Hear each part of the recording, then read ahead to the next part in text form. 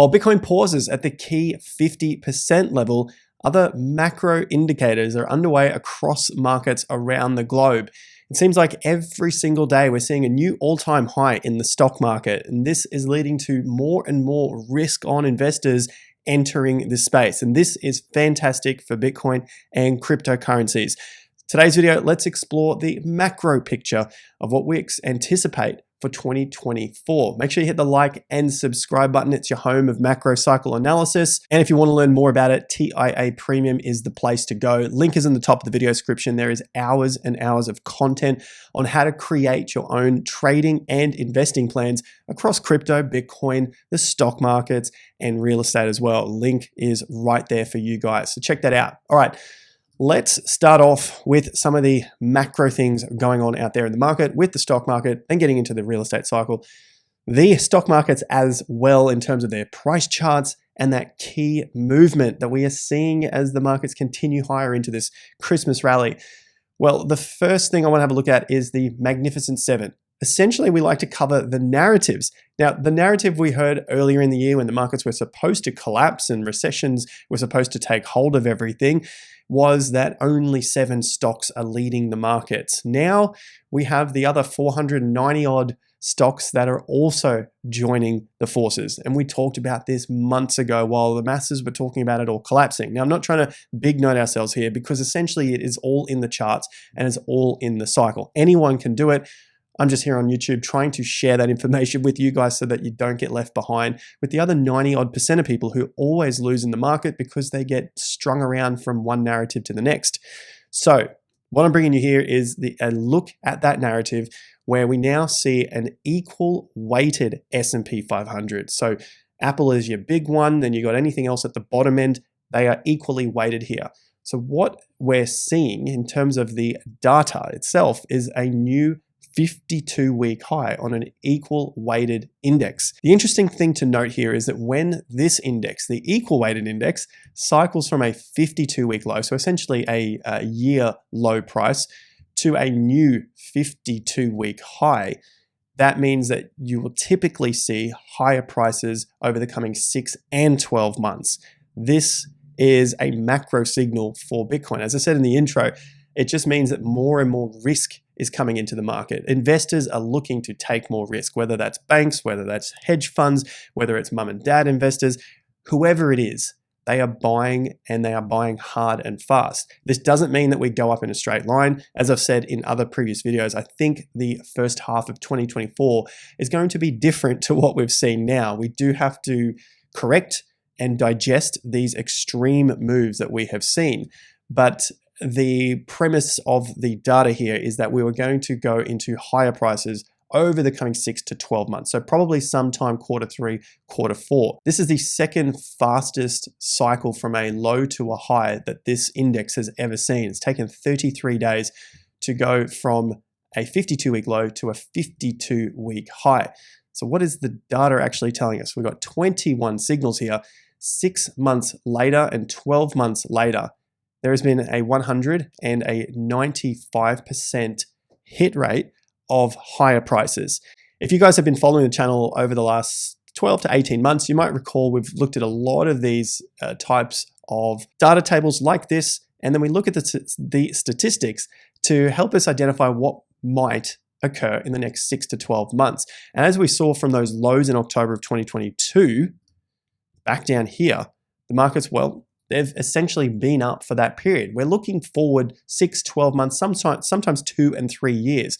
And all of that stuff that we looked at that was similar to this back then has all played out now. We are higher than what we were from October. There was another October low. Even though there was a lot of pessimism during that period, the market has continued up from that point. We had a December low, and a lot of the data back then said that the market would be higher 6 to 12 months from that point. And guess what? Well, we're here 12 months later and it's definitely a lot higher. Same deal happened in March of 2023, which was the banking crisis, and the market was supposed to collapse and all that sort of stuff. It didn't happen, and I'll show you why it didn't happen in just a moment as well. We have a new all-time high price on the E-mini futures.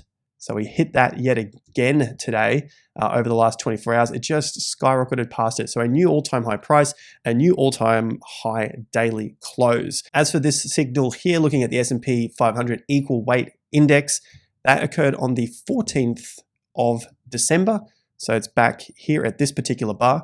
What the data is saying is 100% of the time, which I don't like saying, but essentially that's from the 21 data points, 100% of the time in 6 months from this date here of the signal, the market is going to be higher than that price. And that price is roughly around 4,768 points. Mark that on your charts, mark that in your calendars. Have a look at how the cycle has been progressing as we've seen higher and higher lows. And this is just notes to myself. I'm saying these lows are not going to be broken in this particular cycle. And I would almost go as far to say now that this one won't be broken either. The market is not coming back to these levels. These are massive calls, and I'm not going to take them lightly at all, because many people have just throw out any sort of random headlines telling us the recession is coming and the markets are going to collapse. This takes a lot of time and learning about particular analysis, in particular Gann analysis that we teach in TIA Premium. So if you want to learn how to do this, go and check out TIA Premium. Once you understand it, it makes your trading and investing so much easier and so much more level-headed, because you can see how these markets progress and you're able to identify what is going on in the market. You can strip out 95% of the noise. So this is another massive piece of our cycle analysis. We are somewhere around this stage at the moment, leading into the peak of the macro cycle. So the real estate, the 18.6-year real estate and economic cycle. So we're in this stage here. We're seeing a lot more risk come in. And this, of course, is good for Bitcoin and cryptos as well, because this is what we need to see in the markets in order for that degenerate money to come in and pump us up. Give us that millionaire type of portfolio, the 20Xs and all that crap where we talk about, look at these altcoins, they're going to go 100X and everyone's going to get absolutely rich. That is what we want to see in the markets. Well, essentially what's happening right now to get to that stage of the ridiculousness that comes into altcoins. That's just essentially what happens in all the markets. The NASDAQ also hitting new all-time highs. Today, it actually hit a highest daily close again and a highest price in history. We just got a new all-time high price for the NASDAQ. So the massive macro signal that it's leading up to now, and it's only 1.05% away from, is the S&P 500 index. So not to get too confused with the S&P 500 E-mini futures, this is essentially the largest traded market in the world, or one of the largest traded markets in the world. This one here is the S&P 500 index. Let's not worry about that too much for now. Essentially, this one here is 1.05% away from a new all-time high. What has happened in the past in these accumulation stages for BTC, and I'm using specific points here. Now, how these are measured is from exactly the Bitcoin cycle low price, so looking at that month, to the month that Bitcoin breaks out into a new all-time high price. Within that period is what we are labeling the Bitcoin accumulation. Just for the purpose of this chart, the S&P 500 has typically done 2 all-time high prices, and I'm looking at this as a push to a new all-time high. Then there's a correction, then there's another push to a new all-time high. So we saw that in the previous cycle here, 2019, 2020. Then going back again, we saw a new all-time high and another new all-time high after that correction. Pretty decent correction in 2015. And then again, we saw it previously to that in 2012. This was just a push to fresh prices getting close to a new all-time high. Of course, after the GFC, which is why Bitcoin was created in the first place. Now, from those 2 new all-time high points, Bitcoin then goes into a new Bitcoin bull market, where for the stock market, it goes bonkers. You get just basically a straight line up for the stock market. You can see here in 2013, you can see it again in 2017, you can see it again in 2020 to 2021, and I think it's going to happen again in 2025. Absolute ridiculousness. Now, that doesn't mean it doesn't happen or start at least from the end of 2024. For the ridiculousness, because of course we know that the cycle low is in, we're talking about the crazy mania here, could start Q4 of 2024, but the real nonsense, I think, is going to be in 2025, and the nonsense is going to be there for the stock markets as well, and for real estate as we lead into this winter's curse, which is typically these couple of years here where things go absolutely bonkers there. So this is all working in as well to a first half of 2024 potentially being a little bit more, I don't know, ambiguous, a little bit more harder to tell where the direction is. And we still might get some of the bears coming back telling us that we're going to see more recessions and the markets are about to collapse because of X, Y, Z. We're going to see all those narratives. But as you guys have probably seen by now, that it doesn't seem that way longer term. And that's essentially what we're trying to do here. We're trying to anticipate what the next moves might be by the media so that we can then clarify our own positions, our own plans, and then obviously take action on those plans of what we think is coming next.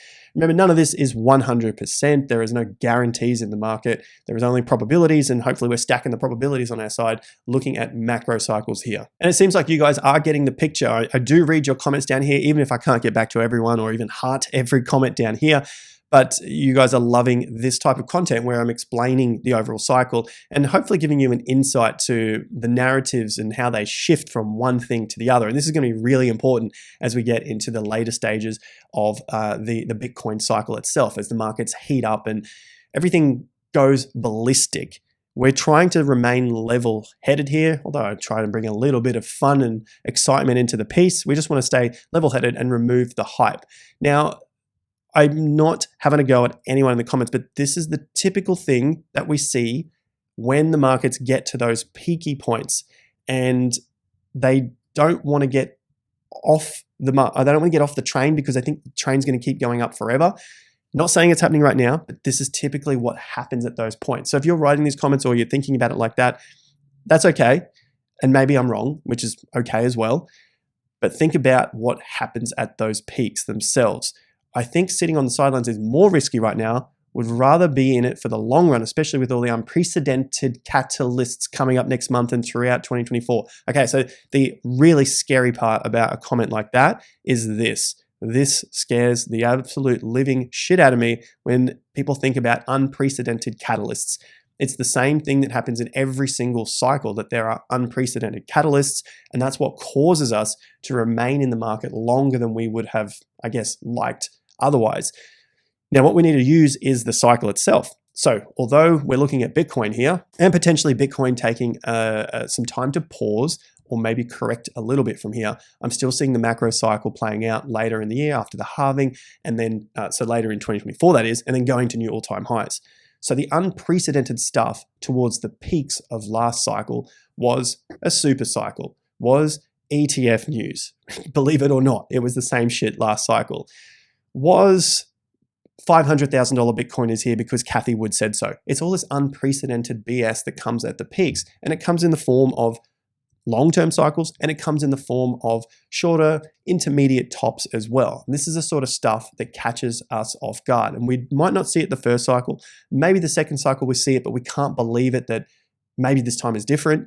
And then it's possibly your third or fourth or fifth time that you see it, and you go, it's the same crap over and over again. Unprecedented catalysts, yada, yada, yada. But really, it is an unprecedented catalyst this time. And if you're not seeing it, it's unreal. You're getting it wrong. Okay, we get it. But if you guys want to see it, then that's what I'm explaining here because of the other previous cycles. And we see it every single time in every single market. I know I'm banging on here like some old person and giving you a boomer rant. Up to you. Take it or leave it. We see it every single time at peaks of the market. And remember, tops have to be formed on good news, just like bottoms have to be formed on bad news. Do you guys remember back at the lows, FTX collapsing? They thought the markets were going to go even lower. They didn't.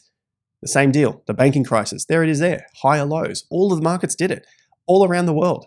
Everything was going higher lows on this bad news, and potentially the same sort of thing will happen on the good news when the markets come down. It's the same sort of thing. And I've got something to get through in that on that particular point for ETH in a moment, if we can get through all the news here. So how could Bitcoin drop off in the short term? Because we are looking at the macro here, and I'm still saying macro is going up, but there typically is some sort of corrections. ETFs, is the hype as big as they're saying it is? Maybe, maybe not. Well, we're saying here, at least from their analysis, and we're looking at the analysis here from the ETFs, revealed that the registered investment advisors have limited Bitcoin-related offerings. Most of the advisors would prefer an ETF option, but they're anticipating that 5 to 10% of clients would own a Bitcoin ETF by 2024, 2025. That's a pretty decent number, but maybe it's not enough. Maybe it's only 5 to 10%. And then we can see that a year from now that they're actually start to get into the market. So we could see the hype up into the announcement and then the market plateau and then basically drop off in terms of timing. That could give us our intermediate top. Industry watchers pin down possible Bitcoin ETF approval dates. Sure, we're at December 1st here, but remember, we just want to look at this in terms of dates. The main thing here is the dates they're looking at is around January 10th. So it's between the 5th and 10th. Things might change, but essentially, if we look at that towards BTC, where does that come in? I think I've got it here. 5 weeks from the peak takes us to roughly the 8th to the 10th of January. So you're starting to put this together. Maybe we can get up to 48, but maybe we can get a little bit of a correction as well into those dates of January. I suspect if that does happen, we'll probably continue on for a little bit longer in terms of the down. Nonetheless, what's happened in the past, Bitcoin has peaked in the past at this first rally into the 50% level, and then it's taken 7 to 13 weeks in the case of 2019 to basically cool off and then drop out of the distribution stage. So the distribution level up there. The previous cycle here, in 2016, you had the peak, then you had 7 weeks at the low here as the market dropped off, and then you had another several weeks before the market broke out on the October bar there, basically from that top, gave you a higher swing top, higher swing bottom, and that is another key signal that the market's ready to get going again. There's your 50% breakout, and then it was on for young and old into the top. So we still have the halving coming up. I think we still have some sort of pullback, but the macro is still in play from everything that I showed you earlier about it all playing out for the S&P. And essentially, if that happens to the S&P, well, then that takes a bit of the spotlight off Bitcoin and cryptos and so forth. You know, that's how the markets continue to work in terms of their narratives. Now, to Ethereum. And if Bitcoin drops off, the cryptos are going to drop off. That's what I've been talking about for a while. Tops take a while to form, just like bottoms take a while to form. We talked about the lows here from June through to December of 2022 for Bitcoin. And of course, the markets are well and truly up from that point now, but it took a long time. The tops usually can be a little bit quicker, but they don't happen overnight. So it is going to take some time, especially you got to sort of cool off all of this sort of stuff here that's happening in the market. A lot of people agreeing. Whether these are scam comments, I don't know. For cryptos, altcoins, and in this case, we're using ETH as the example, looking at ETH potentially correcting from that point. If it corrects, it's important not to get too swept up in how far it corrects. And although I think it will potentially correct, and it has started from that 23 top down to 21, I think targets like this are ridiculous, and they're probably going to get you burnt again. Nothing against Peter Brandt and his, well, I guess I'm disputing the analysis, but not against the person itself. But for this to go down to $650 or even to $1,000, it is missing the mark of a lot of what's already happened in the market. So the targets here are $650 to $1,000. This is the post here on Twitter. So I'm giving you a lot in this video, just looking at the big macro picture, and then I broke it down to an intermediate top and what might happen next. And then I'm telling you about cryptocurrencies as well. So in terms of what some of the downside targets are if we turn around, because that's going to be a massive one. So you're going to see fundamental stuff come up. Ethereum ETFs face further setbacks. Here's what's causing the delay, yada, yada. You're going to have some sort of reason from the media telling us why they have to go down. That's just normal. Everyone wants to know why. But if they just followed a chart, they probably wouldn't get so screwed and they wouldn't waste so much time with headlines that just continue to lead people astray. Now, you might be wondering, well, Peter's following a chart and you're following a chart. Why are you coming up with two different answers? Well, that's the game of life. We can basically have the chart itself, the data is all presented right there, but how we interpret it sets us apart. So that's up to you and what you use. For me, what I'm seeing in these markets and what we use that very small percentage of people in the entire world use is a land cycle. This is what we teach here in TIA Premium. And if you can understand this, then the whole world opens up to you when it comes to trading and understanding investment markets as well. So we've had 3 massive events for Ethereum. We had the DeFi collapse, the biggest event for Ethereum, because there's a lot of DeFi on ETH. The DeFi collapse has put in the low for ETH. Then we had the FTX collapse. It put in a higher low for ETH. Then we had the banking collapse, which was barely anything For Ethereum, that was more of a fundamental thing going on in the US banking system, but it was very localized in the US banking system as well, which is why you've seen the markets go up and why you've seen real estate go up in the US and the UK and Canada and Australia and your Western developed countries. You're seeing that go up, and you're seeing a lot of stock markets hit new all-time highs. This is why. This is why the majority of people miss it. And unfortunately, 95% of people just do not make money and potentially lose a lot of money in the markets. So DeFi collapse, FTX collapse, banking collapse. For ETH to break down past these levels and hit these targets of $1,000, which is underneath the FTX low, and then 650, which is all the way down here, you'd have to have an event that is worse, combined together, worse than the banking collapse, worse than the FTX collapse, worse than the DeFi collapse. Put it all together and you'd have to have something worse than that. Now, it can happen, but what do? We're trying to put the probabilities on our side, and the probabilities of all of those events lining up at the same time is pretty rare. I can still be wrong. I need to respect that I could still be wrong. And then maybe there is a flash crash of some sort. I don't know, but I don't like the probabilities of that. So I'm going to go with the chart and what I'm seeing with support and resistance, as opposed to what my other counterparts have when they are looking at their own charts. I think it's probably unlikely that we will take out those lows there. Let's stick with the banking crisis low as a key level here. I don't see it going below that $1,100. The next thing we can look at are corrections to the downside. So if you're looking at any altcoin correcting, have a look at what it has done in the past. Going from the DeFi collapse to a bounce up to $2,000, then down to the FTX collapse, it did 47% down. Then it did, just for a banking collapse, it did 21%. So that was a massive scare. Then from the peak in April, let's go all the way down to the drop in October, basically September, October. And that was the Binance news, all that sort of stuff that was coming out. Plus the S&P 500 and stock markets were also crashing for that 3-month period. There was a lot of negativity going on. It still put in a higher low, and it was a 29% drop. So the worst thing, if this is the top, let's have a look. 47% takes us roughly about $1,260 odd. We would touch the banking crisis, but I suspect if it was to happen, we'd probably bounce up and have a higher close. This could happen. But what might be more likely, maybe we come back to a 30%, which you've had a 29, so call it around 20 to 30%. 30% would take us back to about 16 or 1700. So if we use our 50% tool, top to bottom, guess what? It comes bang on 50% as a correction on the GAN tool. So the 50% of the range, not 50% drop in price, but of that range, dead on that 50%. So for a bit of fun, I'll throw it out there. I think it is extremely unlikely that either of these targets will be hit, and potentially, a worst case scenario is somewhere around the 30% down to about a 45, 47% down to that sort of 12, 1300 range. So somewhere between your 12 and 1700 is a more likely target, I think, for a correction on ETH. Don't take my word for it. Do the work. Have a look at some areas that you'd be comfortable at, because I think we are in the midst of a potential correction here, and this is going to be one of the best buying opportunities that we have before we go into that crazy manic stage.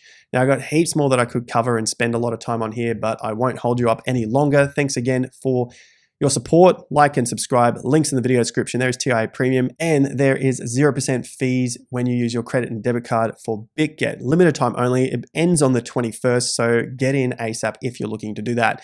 Thanks again, guys. I'll see you at the next video. Until then, take care and peace out.